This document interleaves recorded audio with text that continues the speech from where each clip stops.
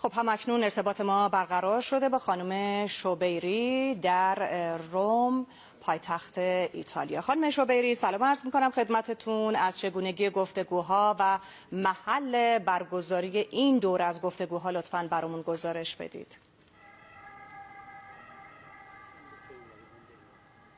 سلام بر شما همکار گرامی خانم حسین زاده و سلام بر بینندگان محترم خبر نیمروز. الان که با شما صحبت می کنم گفتگوهای غیر مستقیم ایران و آمریکا با وساطت عمان دقایقی هست که آغاز شده. 3 هیئت وارد محل ساختمان دیپلماتیک سلطنت عمان در روم شدن و گفتگوها در جریان هست. اینجا برخلاف دور قبلی گفتگوها که در عمان برگزار شد خبرنگاران زیادی حضور دارن که خبرهایی رو منتشر میکنن و بعضا خبرهای ضد و نقیض از روم زیاد شنیده میشه. باید تاکید بکنم در این مورد که خبرنگاری به محل این گفتگوها دسترسی نداره، خبرنگارانی که حاضر هستن دسترسی ندارند و گمان زنی هایی که درباره شکل این گفتگوها یا جزئیاتی که مطرح میکنن اخبار جعلی هست که بر اساس پیگیری هایی هم که من از سخنگوی وزارت امور خارجه کشورمون داشتم تایید نمیشه و شکل این گفتگوها غیر مستقیم هست.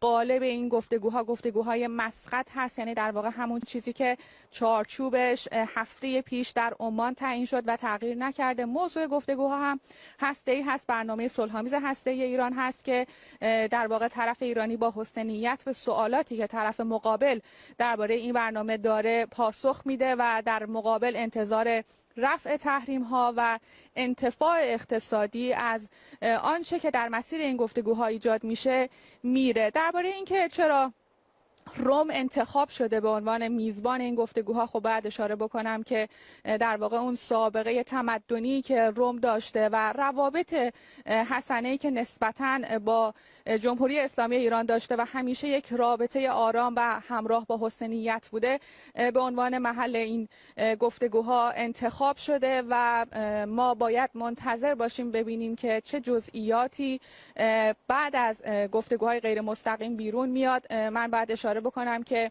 همون هیئتی که آقای عراقچی رو در عمان در دور اول گفتگوها همراهی میکرد در این دور هم همراهی میکنه و از اون سمت هم در واقع نماینده آمریکایی آقای ویتکاف هست و فرستاده ویژه رئیس جمهور آمریکا که خب جایگاهش هم از وزیر امور خارجه این کشور بالاتره. در واقع 2 نماینده عالی، یکی از سمت آمریکایی ها و یکی از سمت ایران یعنی آقای عراقچی در این گفتگوها مشارکت دارن. یک بار دیگه تاکید میکنم که گمان زنی درباره اینکه پشت درهای بسته در این گفتگوهای غیر مستقیم چه مطالبی داره مطرح میشه در این دقایق و در این ساعات از طرف رسانه ها بسیار زیاده، به ویژه اینکه رسانه های ضد ایرانی هم در روم حضور دارن. اما ما باید منتظر خبرهای موثق‌تر از منابع مرتبط ایرانی باشیم.